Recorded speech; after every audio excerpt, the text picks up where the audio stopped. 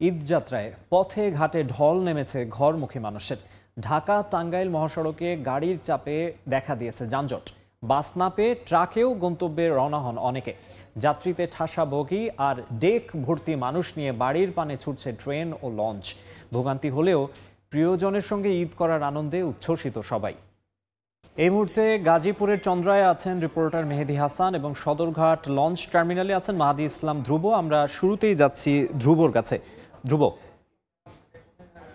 আমার পাশে আপনারা দেখতে পাচ্ছেন যে সারিবদ্ধভাবে সাজানো এই লঞ্চগুলো শুধুই যেন যাতায়াতের বাহক নয়, এই লঞ্চগুলোর সঙ্গে দক্ষিণাঞ্চলের মানুষের আবেগ জড়িয়ে আছে তাদের ঐতিহ্য, এবং সেই ঐতিহ্যের ধারাবাহিকতায় প্রতি বছর উৎসব এলেই যেন প্রিয়জনের কাছে ছুটে যাওয়ার জন্য এই লঞ্চ পথকেই তারা বেছে নেন।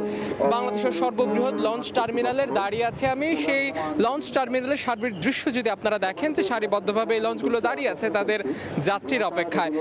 একে একে যাত্রী এলে লঞ্চগুলো পরিপূর্ণ হয়ে গেলেই কিন্তু নির্ধারিত গন্তব্যের জন্য ছেড়ে যাচ্ছে এই লঞ্চগুলো। বিআইডব্লিউটি এর তথ্য বলছে গতকাল রাত 12টা থেকে এখন বাজে ঘড়ির কাঁটায় 8টা 4 এবং এখন অবধি প্রায় 62টির বেশি লঞ্চ এই টার্মিনাল ছেড়ে গেছে, এবং এবারে টার্মিনালের নিরাপত্তা এবং সার্বিক ব্যবস্থাপনা নিয়ে সন্তোষ প্রকাশ করেছেন এখানকার যাত্রীরা। তবে তারা যেটি বলছেন যে কিছু কিছু লঞ্চে অধিক যাত্রী নেওয়ার একটি প্রবণতা কিন্তু রয়ে গেছে, এবং তার কারণে কিছুটা ভোগান্তির তাদের কণ্ঠে সেই ভোগান্তির দৃশ্য পাওয়া গেছে। এবং একই সঙ্গে আজকে সন্ধ্যার আগে অর্থাৎ 5:30টার পর নৌ পরিবহন উপদেষ্টা ব্রিগেডিয়ার সাখাওয়াত এই যাত্রীদের সঙ্গে দেখা করতে এসেছিলেন, তাদের সঙ্গে কথা বলেছেন, খোঁজ খবর নিয়েছেন, এবং তিনি পরবর্তীতে প্রেস ব্রিফিংয়ে তিনি যেটি বলেছেন যে এবারের লঞ্চ ব্যবস্থাপনা নিয়ে তিনি সন্তোষ প্রকাশ করলেও তিনি যেটি আক্ষেপ ঝেড়েছেন যে সদরঘাটে আসার যে সড়কটি, সেই সড়কটিতে অধিক জ্যামের কারণে যাত্রীদের ভোগান্তি হচ্ছে, এবং এর জন্য তিনি কিন্তু এই সড়কে একটি এলিভেটেড এক্সপ্রেসওয়ে নির্মাণের পরামর্শ দিয়েছেন। তো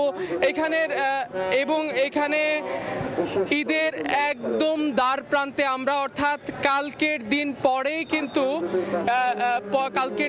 কিন্তু ঈদুল আজহা, এবং সেই ঈদ যাত্রার এখন একদম শেষ মুহূর্তের এই লঞ্চ টার্মিনালের প্রস্তুতি। এবং আপনারা দেখছেন অর্থাৎ এখনও কিন্তু মানুষ বাড়ি ছাড়ছে, কালকেও বাড়ি ছাড়বেন, এবং প্রিয়জনের সঙ্গে ঈদ উদযাপন ভাগাভাগি করার জন্য তারা ছুটছেন এই লঞ্চ টার্মিনাল দিয়ে। এই ছিল সদরঘাট থেকে আমার কাছে থাকা সবশেষ। আমরা একটু গাজীপুরে চলে যাব, সেখানে রয়েছেন আমাদের সহকর্মী মেহেদী হাসান, সেখানকার ঈদ যাত্রার সবশেষ খবর জানবো তার কাছ থেকে। মেহেদী,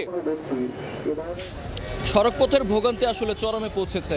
এই মুহূর্তে শত শত মানুষ, হাজার মানুষ তারা কিন্তু এই মুহূর্তে ফেরত যাচ্ছেন। এখানে এসে সকাল থেকে দুপুর থেকে আসলে যারা এখানে এসেছেন ঘন্টার পর ঘন্টা অপেক্ষা করেছেন।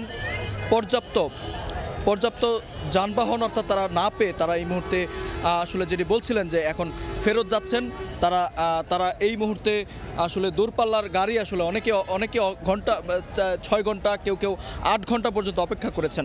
আমরা কথা বলেছিলাম যাত্রীদের সাথে, তারা আসলে যেমনটি বলছেন যদিও 2-1টি গাড়ি পাওয়া যায় সেটি কিন্তু 3 থেকে 4 ডবল ভাড়া, আসলে তাদের পক্ষে সেটি যাওয়া সম্ভব নয়।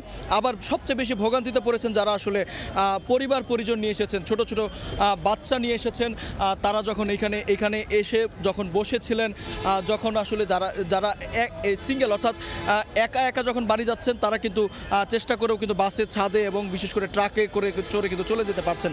তবে যারা বাচ্চা এবং পরিবার নিয়ে যাচ্ছেন তারা কিন্তু আসলে ব্যাপক ভোগান্তিতে পড়েছেন। তারা ব্যাপক ভোগান্তিতে পড়ে আমরা দেখেছি ঘন্টার পর ঘন্টা দাঁড়িয়ে থেকে কোনো যানবাহন না পেয়ে এই মুহূর্তে কিন্তু বসে পড়েছেন।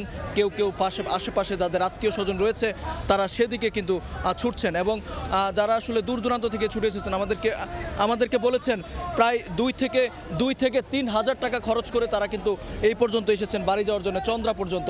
তবে সেটি না হওয়ায় এখন আবারও 2 থেকে 3 হাজার টাকা খরচ করে বাড়ি ফিরে যাচ্ছেন। তবে সড়কপথের ভোগান্তি এক কথায় বলতে গেলে চরমে পৌঁছেছে। এই ছিল গাজীপুরের ঈদযাত্রার সবশেষ তথ্য আমার কাছে। ঈদ উদযাপনে বিভিন্ন পথে বিভিন্ন উপায়ে বাড়ির পানে ছুটছেন মানুষ। আমরা ঈদ যাত্রার খবর শুনছিলাম। আমাদের সঙ্গে গাজীপুরের চন্দ্রা থেকে যুক্ত হয়েছিলেন মেহেদী হাসান, এবং তার আগে সদরঘাট লঞ্চ টার্মিনাল থেকে মাহাদি ইসলাম ধ্রুব।